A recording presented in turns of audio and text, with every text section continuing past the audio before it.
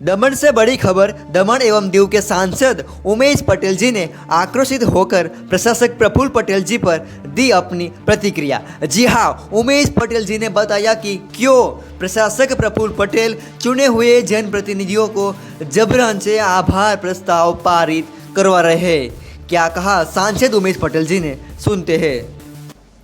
नमस्कार, आप सब देख रहे होंगे कि लगातार 2-3 दिन से प्रशासक प्रफुल्ल पटेल जी के लिए समर्थन में प्रिंट मीडिया में समाचार छपे जा रहे हैं। जनप्रतिनिधियों से प्रस्ताव पारित किए जा रहे हैं कि प्रफुल्ल पटेल का आभार।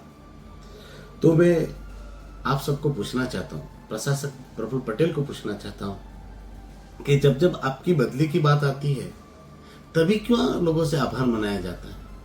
तो लोग कहेंगे कि नहीं, तो महामहिम उपराष्ट्रपति जी ने उनको न्योता दिया था, जनप्रतिनिधियों को दिल्ली बुलाया था, उसके लिए आभार मनाया जा रहा है।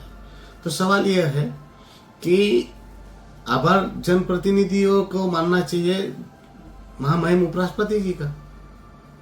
और उपराष्ट्रपति जी ने बुलाया था दिल्ली के लिए, तो अभी क्यों गए? क्या सदन चालू होने के बाद नहीं जा सकते थे? 15 दिन के बाद तो सदन चालू होना था। जनप्रतिनिधि सारे के सारे वो सेशन चालू होता तब आते, तो सदन की कामगिरी देखते, वहां मोदी जी से मुलाकात होती, वहां लाइब्रेरी ऊपर गैलरीज में बैठने का मौका मिलता, और होम मिनिस्टर जी से भी मिलते, पंचायती राज के मंत्री से भी मिलते, और सदन चालू होने पर उनको काफी कुछ सीखने को मिलता। तो अभी क्यों गए? जब प्रशासक की बदली की बात आती है तभी क्यों ये लोगों को लेके दौड़ता है? आभार मानना है तो महामहिम जी का मानना चाहिए, राष्ट्रपति जी का मानना चाहिए कि क्यों इनका हम आभार माने प्रशासक जी का। इन्होंने ऐसा क्या किया? क्या दमन दीव दादरा नगर हवेली का भवन बेच दिया इसलिए आभार मान रहे? क्या दमन दीव का सर्वनाश कर दिया इसलिए आभार माने? उनको पूछना चाहिए था। जनप्रतिनिधि आए दिल्ली तो उनको रुकाया कहाँ गया, ठहराया कहाँ गया? क्यों उनको पार्लियामेंट से 2-2.5 घंटे के रास्ते के पर रुकाया गया? क्यों उनको वो होटलों में 3-3 बजे तक रूम नहीं दिलाई गई? क्यों उनको दमन दीव के भवन में नहीं रुकाया गया? जो दमन दीव का लग्जरियस होटलों से भी बेहतरीन कमरे थे, वहां क्यों नहीं रुकाया गया? क्योंकि वो तो बेच दिया था, तो वो बेचने के लिए आभार मान रहे हैं। इनको सूरत उतार दिया गया, किसी को कहां उतार दिया गया, कितना परेशान हुए जनप्रतिनिधि, फिर भी आभार मान रहे हैं। मानिए, मैं मना नहीं कर रहा हूं, आभार मानना चाहिए, मगर आप लोग बेहतर होता, सेशन चालू होता तब आप आते। फिर भी मैं कुछ बातें लोगों को समक्ष लाना चाहता हूं। ये प्रशासक आभार क्यों बना रहा है? आपने देखी होगी तो कल प्रेस ब्रीफिंग हुई। कल प्रेस ब्रीफिंग क्यों हुई? क्यों अभी रविवार के दिन, छुट्टी के दिन भी लोगों से प्रस्ताव पारित कराए गए? क्या ऐसी इमरजेंसी है कि तुरंत से तुरंत सब करवाया जा रहा है? अगर जनप्रतिनिधियों से प्रेस ब्रीफिंग करानी होती तो दिल्ली से लौटे कि दूसरे दिन प्रेस ब्रीफिंग होती। 7-7 दिन तक क्यों बैठे रहे? जबकि समाचार आया कि भाई साहब की बदली हो जाने वाली है, तभी क्यों ये नौबत आ गई? आपको 1-2 चीजें बताना चाहता हूं। ये लेटर है नगर पालिका का, दमन नगर पालिका का, जिसमें 14 तारीख के सर्कुलर है, और वहां कहा गया है कि 21 तारीख को शाम 4 बजे नगर पालिका की मीटिंग है। मुझे भी बुलाया गया एक इनवाइटी के तौर पर। 21 तारीख को फिर से सर्कुलर निकला और कहा गया कि ये 21 तारीख की मीटिंग पोस्टपोन हो गई है। कोरिजेंडम निकला और कहा गया कि 21 तारीख की मीटिंग अब 23 तारीख को होगी। मतलब 21 तारीख को मीटिंग नहीं हुई, 23 तारीख को मीटिंग होगी, ऐसा कहा गया। अब हमारे मित्र जो है ये असली आजादी के विजय भाई पर्ची के पेपर में आया कि 22 तारीख को प्रफुल्ल भाई पटेल जी के लिए आभार प्रस्ताव पारित किया काउंसिल ने, जबकि 21 तारीख को मीटिंग हुई नहीं। तो एडवांस में आभार कैसे पारित हो गया? इस पर जब मैंने नगर पालिका की कल जब मीटिंग हुई 23 तारीख को, तो मैंने चीफ ऑफिसर को पूछा, माननीय प्रेसिडेंट एसपी दमनिया जी और पूरी काउंसिल के सामने, तब चीफ ऑफिसर ने कहा कि ऐसी कोई मीटिंग नहीं, ऐसा कोई प्रस्ताव पारित नहीं हुआ है। और ये जो लेख में दावा कर किया जा रहा है उसका मैं बिल्कुल भी समर्थन नहीं करता। और ऐसी कोई मीटिंग हुई ही नहीं है, ऐसा कोई प्रस्ताव पारित ही नहीं हुआ है। मतलब क्या हुआ? ऐसा कोई ठराव पास नहीं किया गया, लोगों से जबरन सिग्नेचर करवाए गए और ये फ्रॉड रेजोल्यूशन बनाया गया। ऐसा ही स्थिति जिला पंचायत में हुई।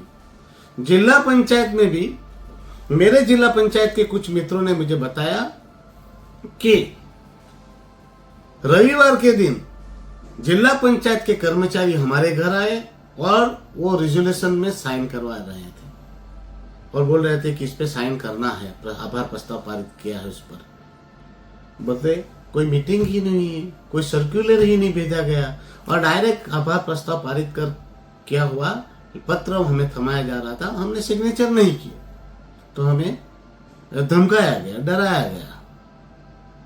मतलब जिला पंचायत ने भी ऐसे ही किया, सरपंचों से भी ऐसा ही करवाया जा रहा है। कुछ सरपंचों ने फोन किए कि हमें भी ऐसा बोला जा रहा है कि इस पे साइन करके भेजो।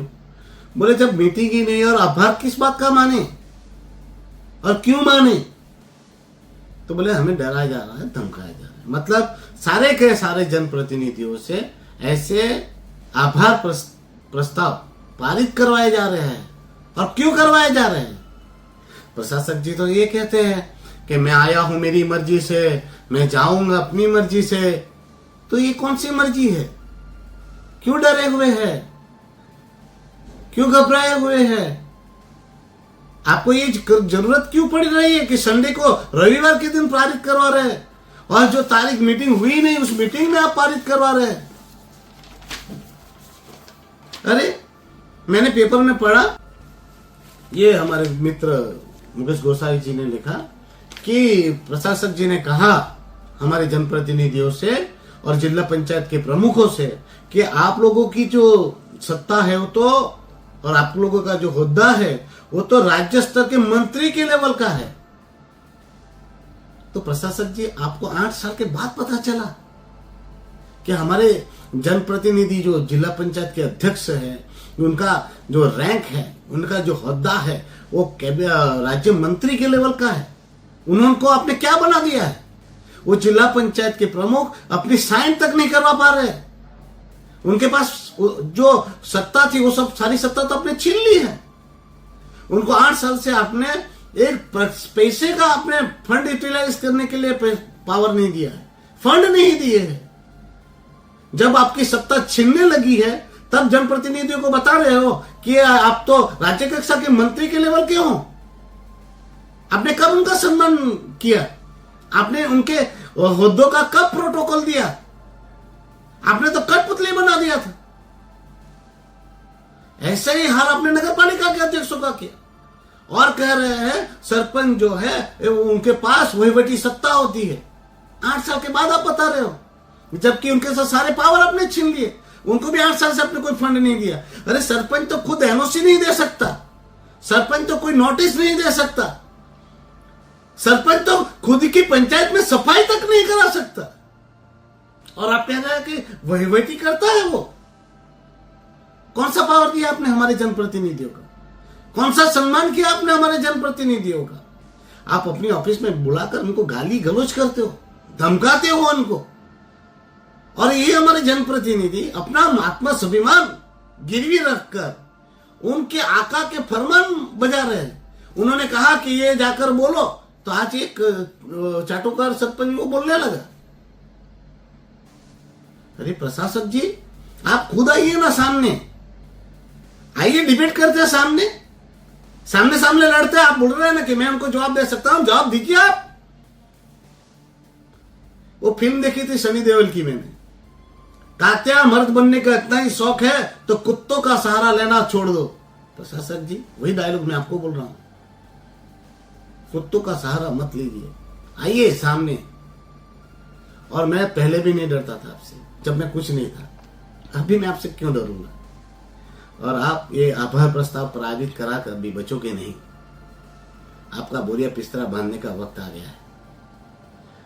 आपकी मर्जी और आपका वो एटीट्यूड सब मिट्टी में मिलने वाला है। भगवान के घर देर है अंधेर नहीं है। आपने जो तानाशाही की है ना, उसका तो मैं सजा आपको दिला के रहूंगा, उसकी सजा आपको जरूर मिलने वाली है। और हमारे जनप्रतिनिधि कह रहे हैं, हमारे सरपंच ये कह रहे हैं, और वो प्रशासक की बातों में आकर अपने ही जनप्रतिनिधि पर अनाप शनाप आरोप बढ़ रहे हैं। मैं क्या मांग रहा हूं? मैं तो आपको पावर देने की बात कर रहा हूं, आपके पंचायतों को पावर देने की बात कर रहा हूं, आपकी जिला पंचायतों को पावर दिलाने की बात कर रहा हूं, मैं तो नगर पालिका को पावर देने की बात कर रहा हूं। मैंने कहा कि आप लोग पापी है, मैंने तो ये कहा कि पाप के भागी ना बने, क्योंकि लोगों के घर दुकान मकान टूट रहे हैं, लोगों के धंधे छीने जा रहे हैं, लोगों को नौकरियों से वंचित किया जा रहा है। आज लोग त्राहिमाम हैं, हर तरह से लोग दुखी हैं, लोगों के घर नहीं बन रहे हैं, लोगों के मकान नहीं बन रहे हैं। अरे हर बेचारा 500 लेके आता तो पुलिस लूट रहती है, हर तरह से आदमी बिसा जा रहा है। उसमें मैं तो आप लोगों का साथ और सहकार मांग रहा हूं। अरे कम से कम आप लड़ाई नहीं लड़ सकते, जो लड़ रहा है उसका तो टांग मत खींचिए। आप बेबुनियाद आरोप लगा रहे, कह रहे कि इनको गाड़ियां मिली। अरे आप अपने प्रशासक प्रफुल्ल भाई पटेल जी से पूछिए कि आपके प्रशासन ने कितनी गाड़ी हायर की है। 100 से 125 गाड़ियां हायर की है, नई गाड़ियां। वैसी ही गाड़ियां जिला पंचायतों ने भी खरीदी है उनके अध्यक्षों के लिए, हमारे नगर पालिका के में भी खरीदी गई है। आपके जिला पंचायत और नगर पालिका में जाके देखिए ना, अध्यक्षों ने वो गाड़ी खरीदी कि नहीं खरीदी, उसको खरीदी नहीं कह सकते। वो प्रशासन ने भी 100-125 गाड़ियां खरीदी ही नहीं कह सकते, उसको हायर की है। वैसे आपके जिला पंचायत के प्रमुखों को पूछिए, आपके जिला प्रमुख भाजपा के और नगर पालिका के प्रमुख अस्मी भाई को पूछिए, वो गाड़ी कौन सी यूज कर रहे हैं। उसने भी तो वो एजेंसी की गाड़ियां हायर की है, वैसी ही 2 गाड़ियां मैंने हायर की है। मुझे सांसद की सैलरी मिल रही है, उस सैलरी से मैंने वो गाड़ी वो हायर की है, जैसे प्रशासन ने 100-125 गाड़ी हायर की है। कह रहे ये है भाई साहब, 1 रुपया का अगर भ्रष्टाचार उमेश पटेल ने किया हो तो मुझे फांसी पे चढ़ा दीजिए। 1 रुपया का कमियों से मेरा उग्राणी हो तो फांसी पे चढ़ा दीजिए मुझे।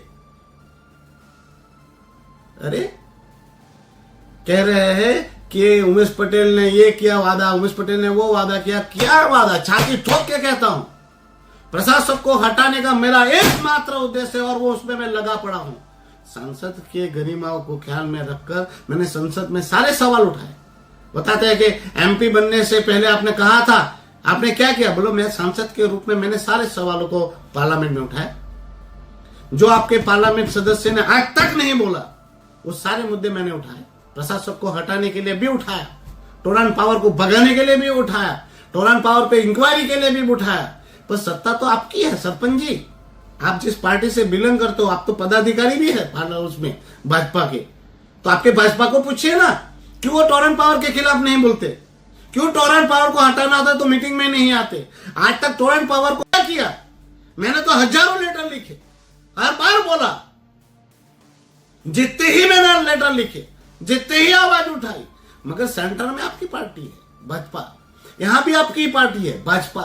अरे प्रशासक जी को 72 घंटे में हटा सकता हूं, मगर आप जैसे चमचे लोग प्रशासक की वाहवाही में जुटे हैं तो मैं क्या करूं? मैं पार्लियामेंट में आवाज उठाता हूं और आप लोग जैसे चाटुकार लोग लेटर लिख के देते हैं कि पानी हमें 100% मिलता है, प्रशासक बहुत अच्छा है। यहां नगर पालिका, जिला पंचायत, यहां पर पंचायत है, सारी की सारी भाजपा के पास है। मैं पार्लियामेंट में आवाज उठाता हूं, मंत्रालय में आवाज उठाता हूं, तो आप लोग वहां पर से जैसे ही लेटर आते हैं, प्रशासक आपको चैम्बर में बुलाता है और वो आपको आदेश करता है कि ऐसा ऐसा आप लेटर लिख के दीजिए कि प्रशासक बहुत अच्छे हैं, बहुत अच्छा काम करता है। और वो लेटर वहां मंत्रालय में जाते हैं और वहां पर कहा जाता है कि उमेश पटेल तो भारतीय जनता पार्टी का अगेंस्ट है, और हमारे भारतीय जनता पार्टी के इतने प्रतिनिधि है जो वो प्रशासक से बहुत खुश है।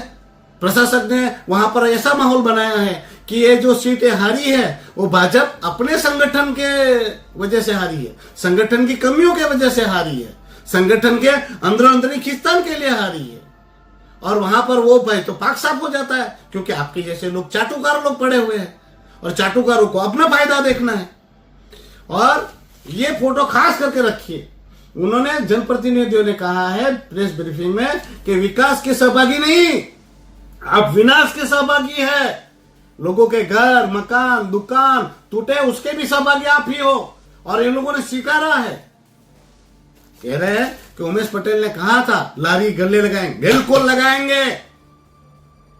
मरोड़ में भी लगेंगे लारी गल्ले, जमपुर में भी लगेंगे, और उनको लाइसेंस भी दिलाऊंगा। ये मेरा वादा था और वादा है, और मैं वो करके दिखाऊंगा।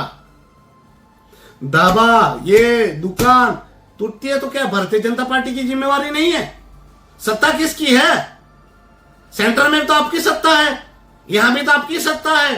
तो सरपंच जी, चाटुकार जी जरा जाइए और आपके भारतीय जनता पार्टी को बोलिए कि सरकार हमारी है, तो लारी गल्ला हम क्यों नहीं लगा सकते? हम क्यों नहीं टोरन पावर को भगा सकते? अगर उमेश पटेल नाकाम हो रहा है तो आप लोग आइए, मुझसे बोलिए कि ये लेटर लिखिए, ये आवाज उठाइए। मैं नहीं उठाता हूं तो मुझे बोलिए। हर जगह आप हाथ बताइए कि हाँ आप चुप हो गए, मैं आऊंगा आपके साथ, चलिए आप बाहर निकलिए, मैं आप लोगों के साथ। जहां आप बोलोगे कि यहां आपने आवाज नहीं उठाई है तो मुझे बोलिए कि आप ये लेटर लिख के दीजिए, मैं लिख के देता हूं। बोलिए कि यहां पर आपको चलना है हमारे साथ, हम बोलेंगे आप भी साथ में बोलिए, मैं खड़ा रहूंगा। एक पत्रकार लिखता है कि उमेश पटेल मरणियों पट बन्यो छे, रघुवायो बन्यो छे। अरे रघुवायो नहीं, मरणियों बन्यो छू। दमन दीव के लोगों के हित पर जब आंच आ रही है, लोगों के घर, मकान, दुकान तोड़े जा रहे हैं, लोग बेबस की तरह बेचारे लाचार बनकर मेरे पे नजर रखे बैठे हुए हैं कि उमेश पटेल कुछ करेगा तो उसके लिए मैं कर रहा हूं, उनके लिए लड़ रहा हूं, उनके लिए मैं मरणीय बना हुआ हूं, जो मेरा अधिकार है, क्योंकि लोगों ने मुझे चुन के भेजा है और उनके लिए लड़ना मेरा काम है। प्रशासक जी, आपको फिर से चुनौतीपूर्ण कह रहा हूं, आप कुछ भी कर लीजिए, कुछ भी कर आक्षेप लगवा लीजिए, मैं डरने वाला नहीं हूं। और हमारे जनप्रतिनिधियों को कहना चाहता हूं, आप लोगों की वजह से ही हमारा प्रदेश दुखी हो रहा है। आप लोग आज भले उनकी चाटुकारिता, चमचागिरी कर लो, मगर आने वाले वक्त में आपको ये पता चल जाएगा कि जनता जागरूक है, लोग समझदार है। और लोगों को मैं कहना चाहता हूं, मैंने जो भी कहा है उसके लिए मैं प्रयास रूप हूं, काम कर रहा हूं, मेहनत कर रहा हूं, लड़ रहा हूं। हाँ, अकेला हूं, ना मेरे साथ कोई सरपंच खड़े हैं, ना मेरे साथ जिला पंचायत के लोग खड़े, ना नगर पालिका के लोग खड़े, पर मैं आपका प्रतिनिधि बनकर आपके लिए आवाज उठाऊंगा, लड़ूंगा और आप सबके हक और अधिकार की रक्षा करने का पूरा प्रयास करूंगा। इसमें मेरी जान भी जाए ना तो मुझे कोई फर्क नहीं पड़ता। अरे मैं तो इनको कहना चाहता हूं, अरे आप मुझसे इस्तीफा क्या मांगते हो? मैं तो दमन की जनता के लिए जान दे दूं। इस्तीफा मेरे लिए क्या है? ये पद मेरे लिए कभी न था ना कभी है महत्वपूर्ण। मेरे लिए तो दमन की जनता का प्यार और जनता का हित मेरे लिए सर्वोपरि है। आप आज मेरे पे सवाल नहीं उठा रहे, आप अपने ही प्रशासन पे सवाल उठा रहे हैं। आप खुद कबूल कर रहे हैं सरपंच जी कि आपके लोगों, हमारे लोगों के घर तोड़े गए हैं, हमारे लारी गल्ले हमारे नहीं लगा दिए जा रहे हैं, हमारे दावे बंद किए गए हैं, वो आप खुद स्वीकार रहे हैं। और वही प्रशासन ने जिसने किया उसकी आप चाटुकारिता कर रहे हो, उसको वाहवाही कर रहे हो, उनको आप उनके फेवर में प्रस्ताव पारित कर रहे हो। भाई साहब, सरकार आपकी है, प्रशासन आपका है। अगर मैंने कोई गलती की है तो आप जांच करवाइए और मुझे जेल में डाल दीजिए, फांसी पे चढ़ा दीजिए। फिर से दमनदीव की जनता को कहना चाहता हूं, ये प्रशासक जी ने ये जो कांड किए हैं, वो कांड की सजा तो उनको मिलकर रहेगी। उनको भगाने का वादा किया था, वो भगा के रहूंगा। और बात में ये भी कहना चाहता हूँ, लोग बोलते हैं कि उमेश पटेल ने कहा था वाको वारिस यानी लात मारिस। अरे वाका वारवानो मतलब झुकाने का मतलब क्या होता है? एमपी का पावर मैंने पार्लियामेंट में दिखाया, हर एक मुद्दे पे आवाज उठाई। आपके लालू भाई को मोदी जी आते थे तो उनकी सीला जहां लगाई होती है ना, वहां पर भी नहीं जाने देते थे। साथ में खड़ा करने की तो बात जाने दो। मुझे तो प्रशासक जी ने, उप प्रमुख जी आए, उपराष्ट्रपति जी आए, तो मुझे साथ में मंच पर बिठाना भी पड़ा, साथ में रखना भी पड़ा। मेरे नाम की तख्ती भी लगानी पड़ी, साथ में गाड़ी में बिठाना भी पड़ा। वो मुझे नहीं बिठा रहे थे, मैंने डायरेक्ट उनसे वहां से दिल्ली से करवाया। अभी भी ये सारे जनप्रतिनिधियों को, आप भी तो थे चाटुकार जी, वहां पर आपके आका ने जब भेजा था तो वहां तो उपराष्ट्रपति जी से के साथ तो उमेश पटेल अंदर से आया, वो आपके आका ने नहीं भेजा था। मैंने खुद उनसे अपना टाइम लिया था और उनको मैंने दमन दीव की परिस्थिति से वाकिफ भी कराया। मैं तो चाहता था कि आपका आका मोदी जी से भी मिलवाए, आपको अमित भाई शाह से भी मिलवाए। मैंने भी प्रयास किए पर मोदी जी थे नहीं। बाकी आप लोगों को तो मैं खुद मिलवाना चाहता था और मोदी जी को बोलना चाहता, आपके सामने बोलने वाला था कि हमारी प्रदेश की स्थिति क्या है। पर क्या बताओ आपके आका के पर कितने लोग कैसे नाराज हो पड़े हुए हैं। कुछ भी कर लीजिए प्रशासक जी, आप बचने वाले नहीं है, बचोगे नहीं। और आपको क्या लगता है कि उमेश पटेल झुक के बैठ जाएगा, डर के बैठ जाएगा? मैं हर एक बात दिल्ली पहुंचा रहा हूं और आपको पता भी है कैसे पहुंच रही है, और मेरी लड़ाई जारी है। और आपको तो यहां से हटाकर झुका तो दिया ही है, अब लात मारना बाकी है। वो किस प्रकार की लात है वो आप देख लीजिएगा।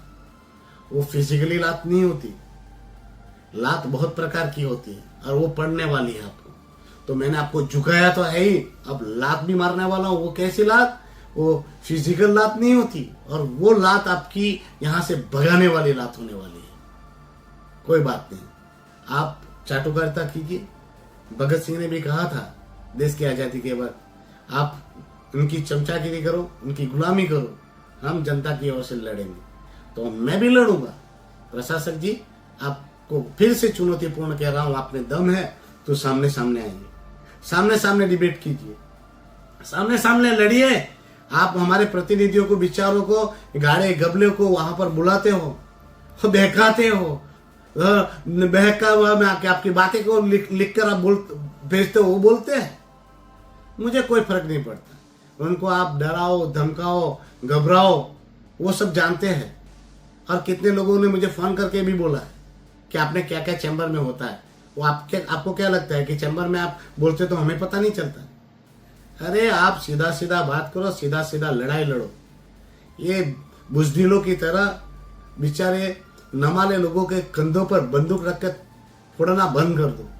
आपका तो अंत आ चुका हुआ है ही है। ये आपकी नौकरी का अंत ही है, ये आपकी कारकिर्दी का अंत ही है, समझ लीजिए। और आपको वादा करता हूं प्रशासक जी, आपको 30 जनवरी तक तो नहीं बैठने दूंगा। कुछ भी हो जाए, 30 जनवरी तक तो आप नहीं रुकेंगे। फिर आपकी मर्जी मुझे दिखाना। आप में दम है तो आप मुझे दिखा देना कि आप 30 जनवरी तक रुकते हैं या नहीं। बस हमारे लोगों को कहना चाहता हूँ, डरिएगा नहीं, घबराइएगा नहीं। आपका जनप्रतिनिधि आपके साथ है। हाँ, हो सकता है मुझ पर फ्रॉड केस किए जाएंगे, गलत उलट जुलट आरोप लगाए जाएंगे, पर सत्य कभी मिटता नहीं है।